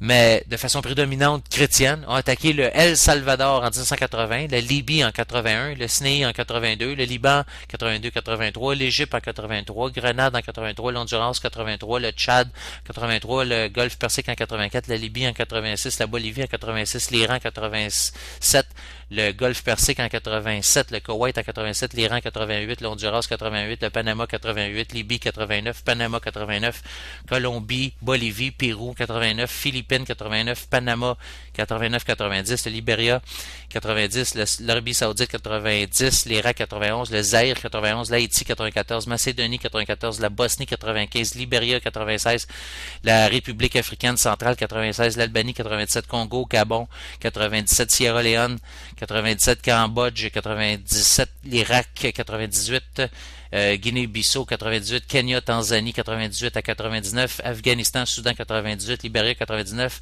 le Timor de l'Est 99, la Serbie 99, le Sierra Leone 2000, Yémen 2000, le Timor de l'Est 2000, l'Afghanistan 2001 jusqu'à présent, le Yémen 2002, Philippines 2002, Côte d'Ivoire 2002, l'Irak 2003 jusqu'à présent, Libéria 2003, la Géorgie, Djibouti 2003, l'Haïti 2004, Georgia, Djibouti, Kenya, Éthiopie, Yémen, Érythrée, la guerre contre la terreur 2004, Pakistan, les attaques avec les drones 2004 jusqu'à présent, Somalie 2007, l'Ossétie du Sud en Géorgie en 2008, la Syrie 2008, Yémen 2009, Haïti 2010, etc., etc., etc., etc.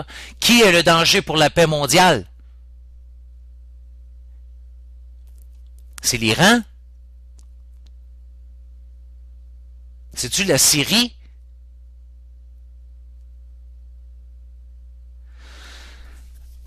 Alors, là, on nous rapporte par Associated Press qu'Obama a gelé les fonds iraniens de sa banque centrale aux États-Unis.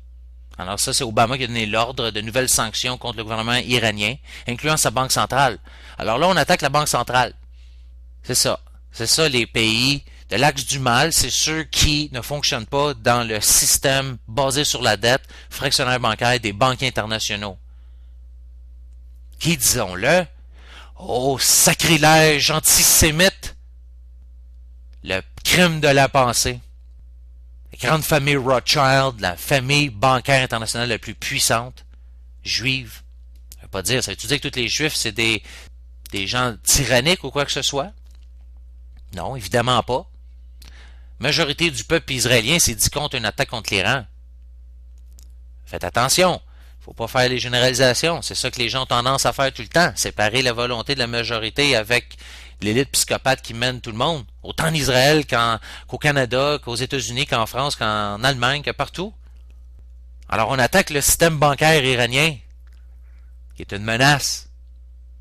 À l'hégémonie, le nouvel ordre mondial, qu'on veut instaurer un système mondial, géré par ces banquiers internationaux, de façon complètement non démocratique, des gens qui ne sont pas élus par le peuple, sur lesquels on n'a aucun pouvoir, mais qui ont un pouvoir de changer nos vies du jour au lendemain, par des mesures économiques, ont le pouvoir de jeter des pays à terre comme l'Islande, comme la Grèce, comme l'Espagne, l'Italie, puis après ça mettre en place des pions, des anciens de Goldman Sachs, des gens de la Banque mondiale, des gens des banques, des grandes banques privées internationales.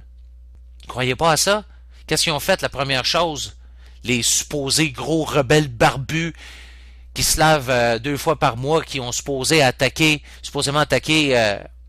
Kadhafi en Libye, les supposés rebelles finalement qui étaient entraînés, armés par les services secrets américains et israéliens. Ces mercenaires, ces grosses brutes, des mercenaires privés, des mercenaires, des groupes, des rebelles armés, mais pas des rebelles du peuple, c'est des mercenaires engagés ou simplement supportés par, comme je vous disais, des nations étrangères, comme les États-Unis. Ces gens-là sont arrivés en plein milieu du chaos de la guerre en Libye pour renverser Kadhafi.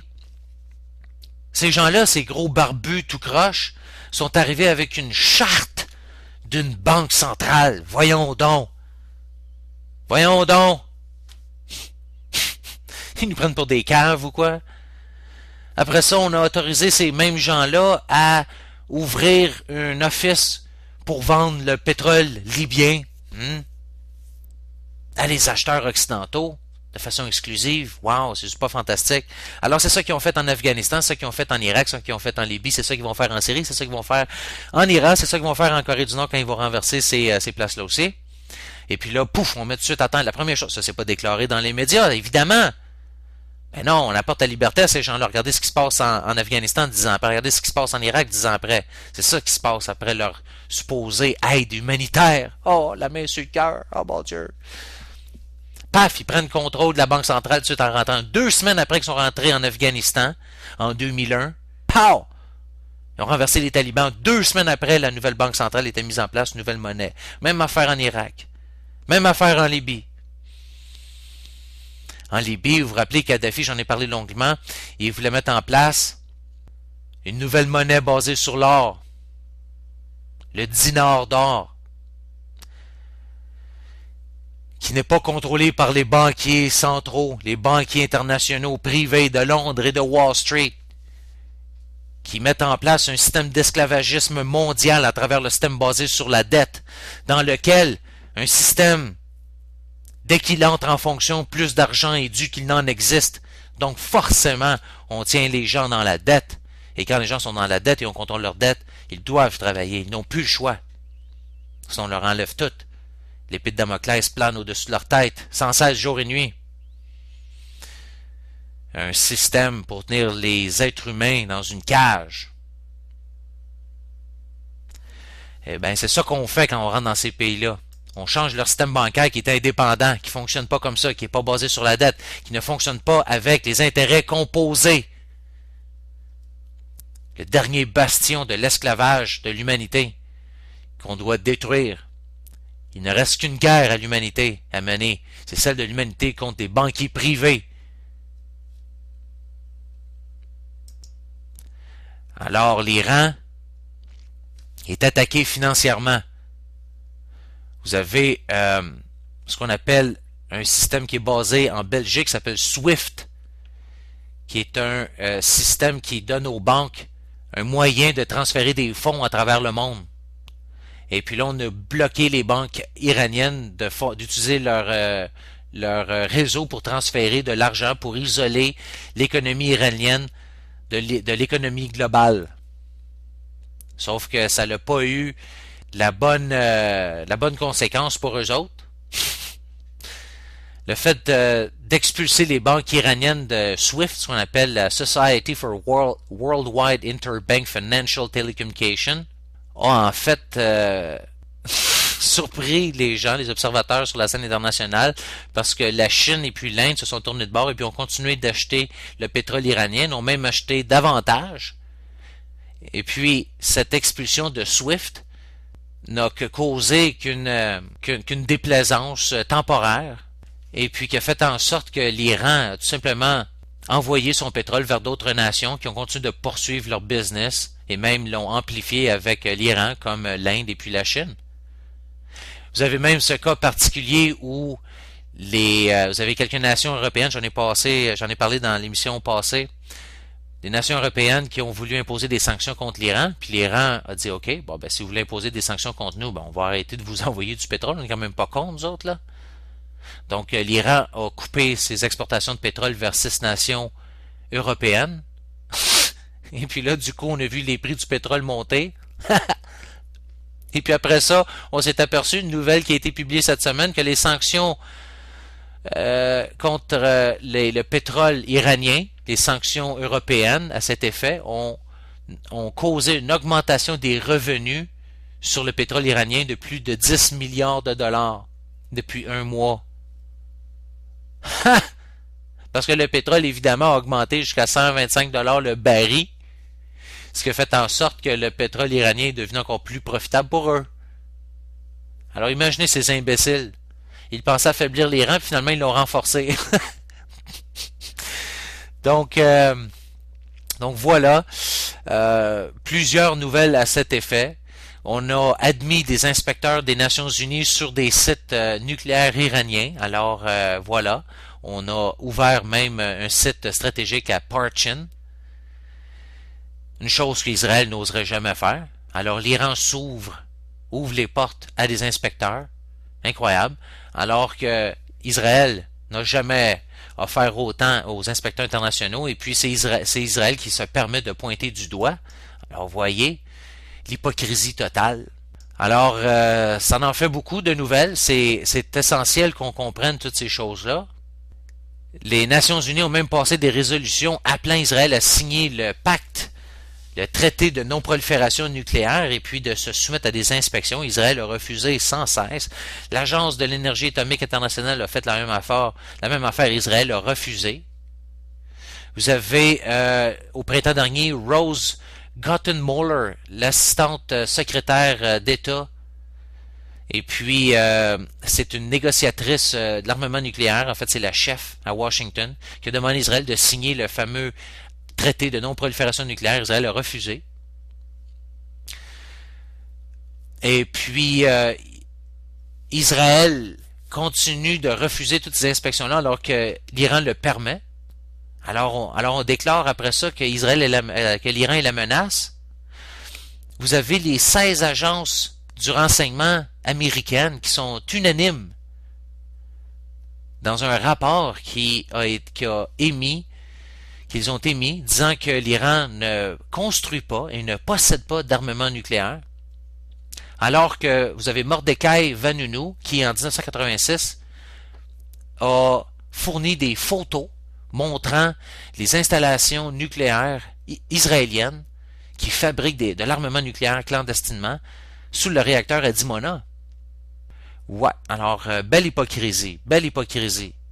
Israël qui en 1965 a volé entre 200 et 600 livres d'uranium enrichi pour faire de l'armement des États-Unis.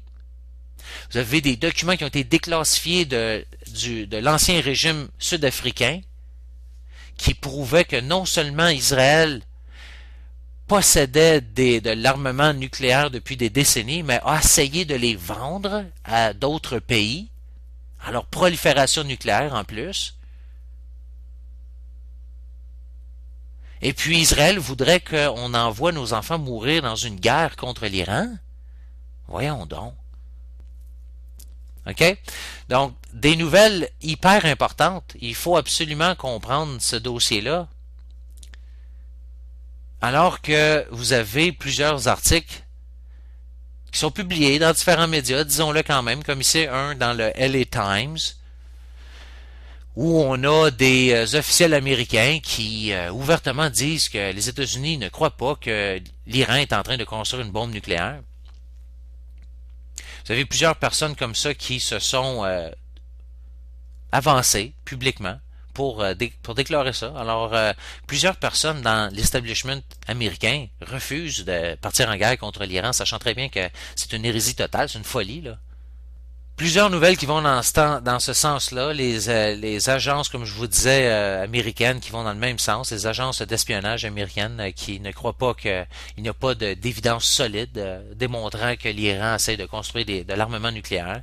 D'ailleurs, l'ayatollah Khomeini a déclaré que c'était contre même la religion islamique. Il n'en voit pas l'utilité du tout, ça ne sert absolument à rien. Donc, écoutez, je vais vous laisser découvrir le reste. Je vais vous en mettre pas mal cette semaine. J'en ai plus de 79 pages, là. Plusieurs nouvelles qui viennent parler de ça. J'aurais pas le temps de tout décrire, mais vous avez grosso modo un peu ce qui se passe dans cette situation-là. Vous allez voir plusieurs nouvelles qui parlent évidemment de gens à l'intérieur de l'armée israélienne qui disent ouvertement qu'on a des plans, qu'on est prêt à attaquer, qu'on est sur le point de le faire. Alors vous allez voir beaucoup de signes de déplacement de matériel militaire qui ne se fait pas si on n'a pas l'intention d'attaquer un pays ou de faire un move militaire. C'est-à-dire qu'on ne déplace pas à grands frais, là, ça coûte des millions puis des millions de dollars faire de tels préparatifs, de faire des drills militaires. On a distribué des masques à la population israélienne. Il y a tellement de préparatifs qui se font, de signes qui montrent qu'à un moment donné, je veux dire, ça ne peut pas être juste du blabla. OK? On a des scientifiques iraniens nucléaires qui sont assassinés, ainsi de suite. D'autres preuves du programme israélien nucléaire. Donc, vous avez des bras de force qui se passent aussi entre Netanyahou, Obama pour le faire. Vous avez tous les fameux candidats à la prochaine élection américaine qui se disent vouloir travailler avec Israël, qui attaqueraient l'Iran s'ils étaient élus, ainsi de suite. Là, on parle de Mitt Romney et toutes les autres, Lieberman, Clinton, ainsi de suite. Les ambassades israéliennes qui se préparent pour une guerre. Beaucoup de trucs comme ça. Et puis là, vous allez voir du déplacement aussi de porte-avions américains qui sont tous préparés dans le Golfe Persique. On en a au moins 3, dont le USS Enterprise, qui est dû pour être retiré de la circulation l'année prochaine. Donc le bateau est tellement vieux. Alors on se demande pourquoi on l'a amené dans le Golfe. Et puis après ça, peut-être qu'on peut penser à des fausses attaques pavillons, là, des false flag attaques qui pourraient être mise en place, blâmée sur l'Iran, évidemment. On pourrait couler un de ces gros porte-avions-là qui grosso modo, est dû pour être retiré de la circulation, démonté. Il n'est plus bon, trop vieux, trop usé. Alors, pourquoi s'en faire? Alors, on pourrait juste le torpiller, puis après ça, blâmer ça sur les Iraniens, puis utiliser ça comme un prétexte, une justification de partir la guerre contre l'Iran. Donc, des nouvelles qui parlent de ça. Vous allez voir tout l'équipement militaire américain, israélien qui s'est déplacé dans la région. Le positionnement stratégique qui est fait aussi dans les pays avoisinants, dans les pays avoisinant l'Iran. Alors, ouais, disons que vous pouvez vous attendre à quelque chose d'assez possible à ce niveau-là. Donc là, on va se tourner maintenant vers la Syrie, parce qu'on a affaire un peu à la même affaire. c'est qu'au niveau de la Syrie, ben là, des développements très importants cette semaine ont eu lieu. Développements très inquiétants. Parce que, évidemment, quand on commence à fermer des ambassades, ben, c'est qu'on se prépare à quelque chose. Et puis là, ben, vous avez plusieurs médias qui ont rapporté le fait que la Chine, la France, le Canada et d'autres nations, et on a aussi des vols aériens, des diplomates qui ont été retirés de la Syrie. Le Canada a imposé des sanctions contre la Syrie. Vous avez McCain aux États-Unis qui a appelé pour des attaques aériennes. John Byrd au Canada, lui, qui est le ministre des Affaires étrangères, qui a fermé l'ambassade canadienne, a déclaré qu'Assad doit partir. McCain, lui, a déclaré aux États-Unis que les Américains devraient mener des attaques internationales, mener un front international contre l'Iran. Plusieurs nouvelles ici qui rapportent des officiels américains très élevés là, dans la chaîne, où on parle d'attaques qui sont déjà planifiées contre l'Iran et la Syrie. Donc, on voit évidemment de plus en plus de pression qui se bâtit autour de ça. L'administration d'Obama qui disent vouloir avoir la permission internationale d'attaquer la Syrie va informer supposément le Congrès de leur plan. Bla bla bla bla bla bla, bien sûr.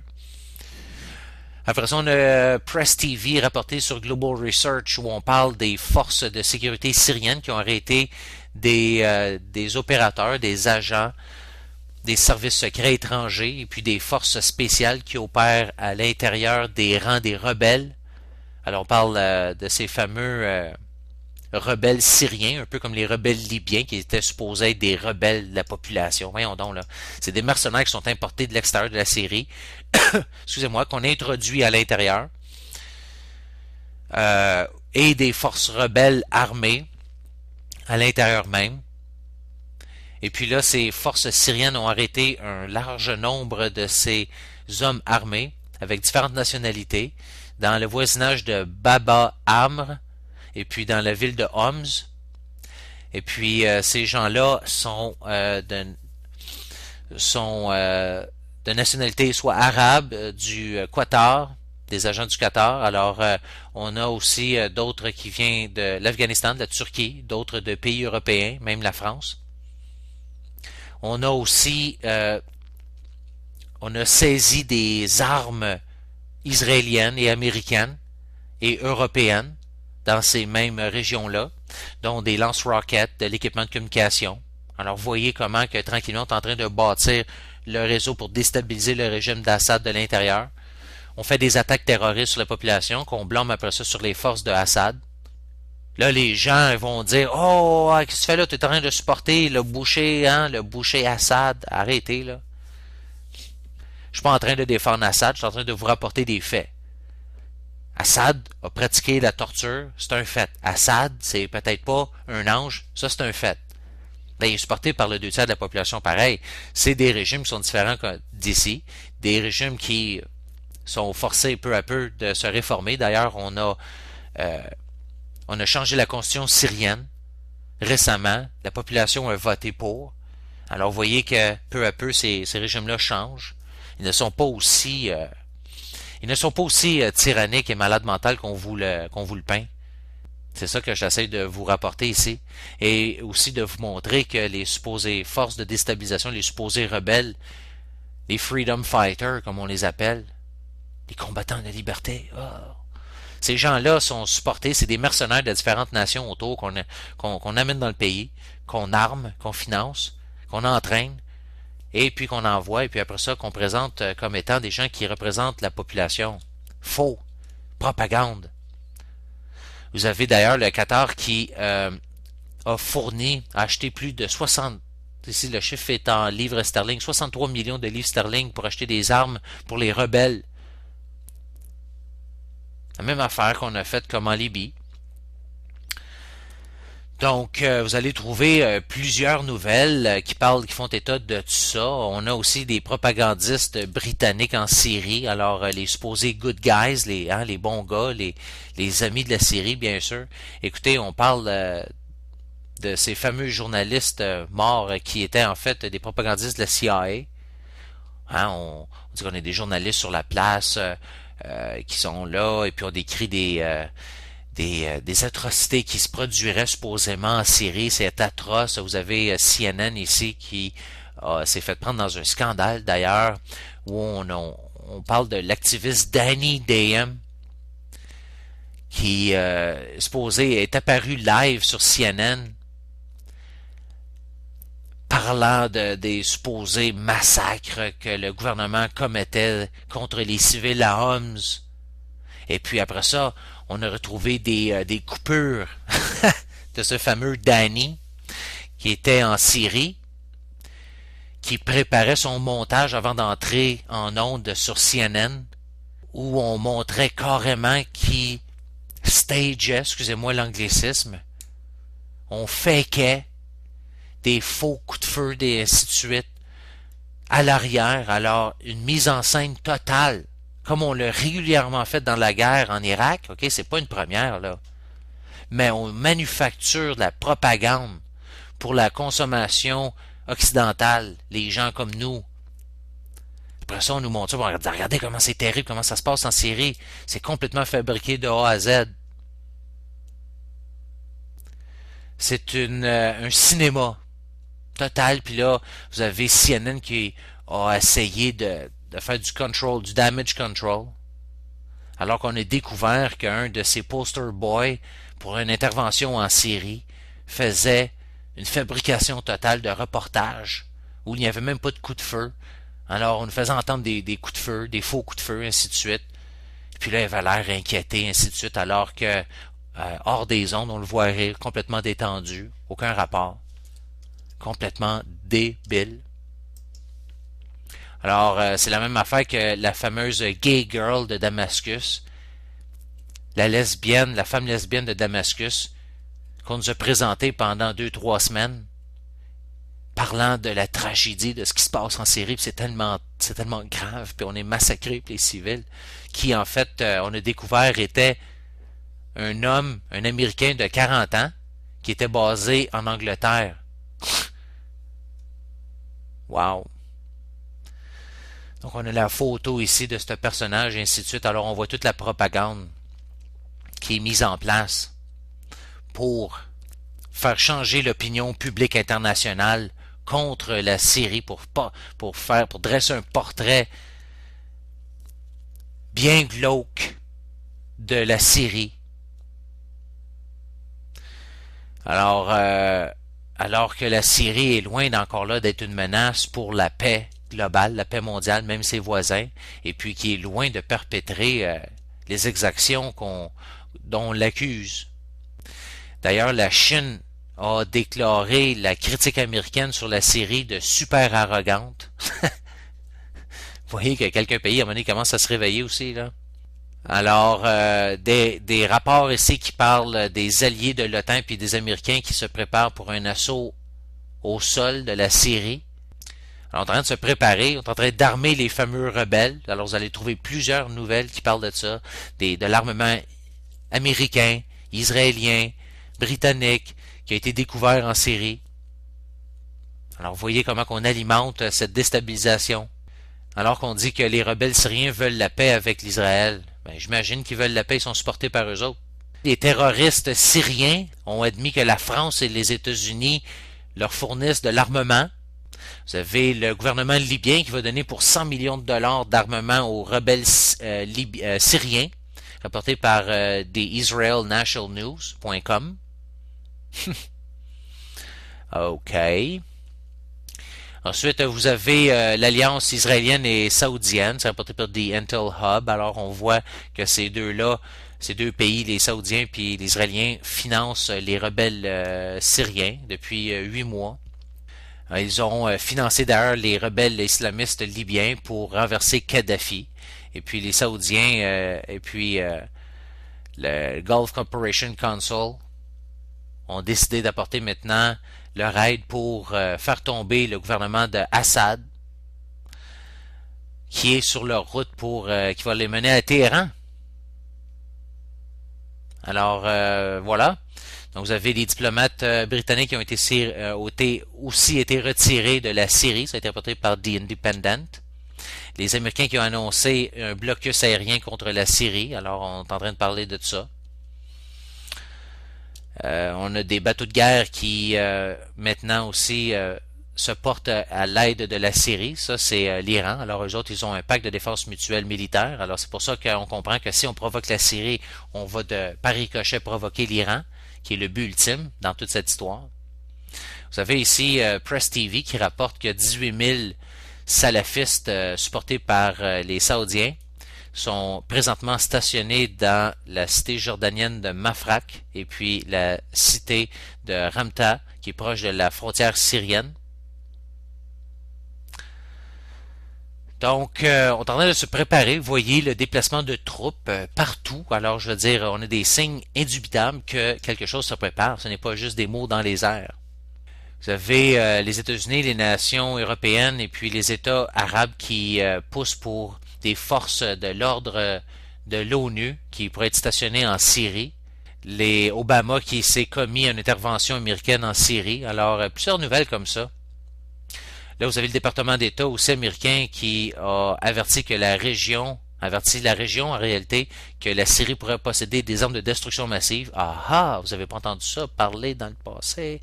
Les mêmes mensonges sont utilisés. Les mêmes mensonges qu'on a utilisés pour partir la guerre contre l'Irak sont utilisés pour partir ces mêmes guerres. En Syrie maintenant, en Iran, même maudite affaire.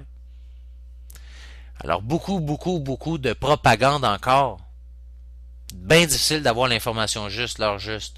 Plusieurs articles. Michel Chossudovsky, qu'on a eu sur l'émission ici, professeur en économie à l'Université d'Ottawa, qui lui parle dans cet article que l'OTAN supporte l'insurrection armée en Syrie. Alors c'est comme ça. Donc plusieurs autres nouvelles aussi que je vais vous publier. Vous allez voir que pendant ce temps-là, le Pakistan s'allie avec l'Iran contre les États-Unis. Il faut rappeler que le Pakistan aussi possède un armement nucléaire. Vous avez d'autres comme ça, des alliances qui sont faites entre le Pakistan, l'Afghanistan, la Syrie, la Russie, la Chine, ainsi de suite, l'Inde. Donc, les lignes sont en train de se dessiner. Et puis, on va se retrouver avec d'un côté l'OTAN, les États-Unis, les forces britanniques, l'Israël, qui font équipe avec des mercenaires, l'Al-Qaïda, des terroristes, des mercenaires. Et puis d'autre côté, les autres pays que je viens de nommer. Ouais. Les terroristes. Alors, qui est la menace pour la paix mondiale?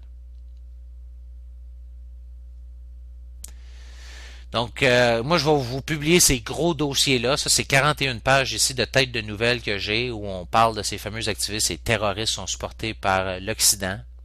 Armés. Vous avez des photos de ça. Aïe, c'est incroyable. Nos pays qui supportent des terroristes. Après ça, vous avez Angelina Jolie, elle qui fait partie du CFR, qui maintenant a commencé à vendre l'intervention humanitaire génocidaire comme nouvelle doctrine de guerre. Alors, il faut intervenir un peu partout, dit la belle Angelina. Alors, on va essayer de faire un changement de régime. Ah ouais. En Syrie, c'est comme ça. Alors voilà, un autre génocide qui se prépare. Une autre tragédie pour la population. Donc, vous avez la Russie qui va livrer des jets de combat à la Syrie. Alors que ça va pas se passer comme ils pensent, hein? Donc c'est un peu pour ça aussi qu'on haït Poutine, évidemment. La Russie qui va créer même son propre bouclier contre l'OTAN. Alors, ainsi de suite. La Chine, elle, qui s'allie aussi avec la Russie pour prévenir une prise de contrôle du Moyen-Orient par l'Occident. Alors, vous voyez vraiment comme les lignes, je disais, de combat qui sont en train de se tracer. Vous avez les Blue Berets en Turquie qui se déploient proche de la frontière syrienne. L'Iran qui a déployé 15 000 troupes à la frontière à la Syrie. La garde révolutionnaire qui s'est amassée là. Donc, ouais, la tension est en train de monter dans la région. Donc nous autres, tranquillement, on arrive à la fin de l'émission. On va terminer avec quelques nouvelles de l'actualité économique. Alors, des nouvelles qui sont sorties, qu'on vous avait parlé dans le passé. Ici, c'est comique. On commence à en parler de plus en plus. L'argent des cartels de la drogue ont sauvé les banques dans la crise globale. Ça a été publié par un conseiller de l'ONU. Alors, vous voyez, ça vient quand même de sources assez élevées. Alors, on parle ici de l'argent du blanchiment d'argent de l'ordre de milliards de dollars qui ont gardé le système financier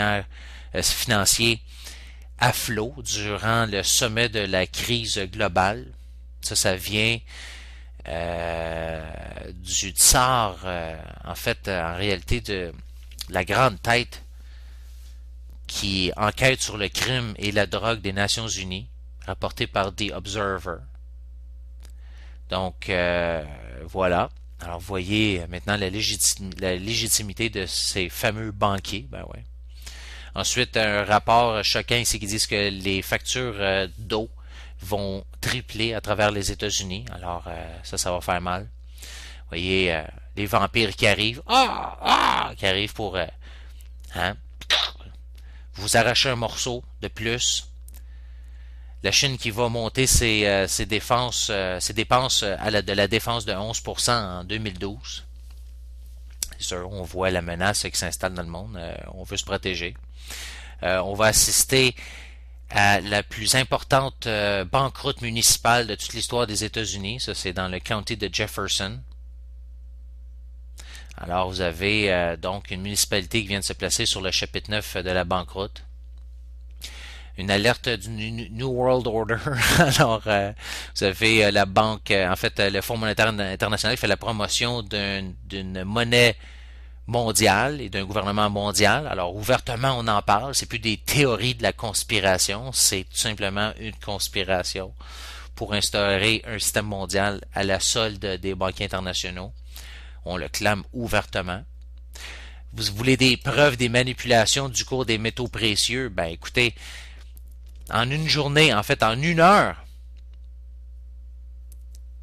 on a eu des transactions dans l'argent. On parle des métaux là, précieux, de l'argent métallique. Alors, vous avez les cartels qui ont dompé pour plus de 225 millions d'onces de papier d'argent. Pourquoi je dis de papier d'argent? C'est des titres d'argent. Alors, c'est pas de l'argent physique. C'est pour ça que quand on vous dit, si vous achetez des métaux précieux, arrangez-vous pour en prendre possession physiquement. Parce qu'on vous donne, vous arrivez à la banque, vous l'achetez pour 2000 dollars mettons, d'or ou d'argent.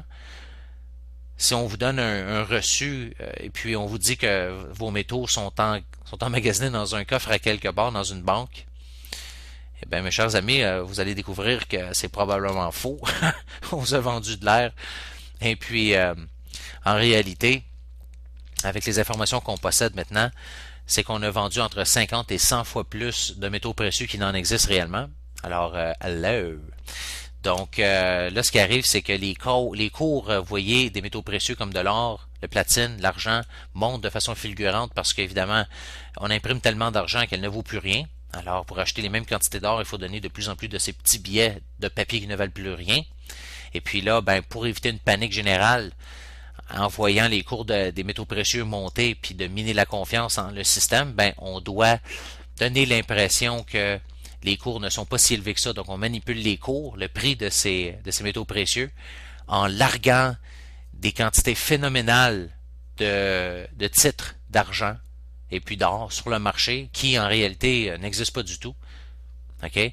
Donc, à l'intérieur de 30 minutes, on a largué plus de 225 millions d'onces d'or. C'est assez incroyable.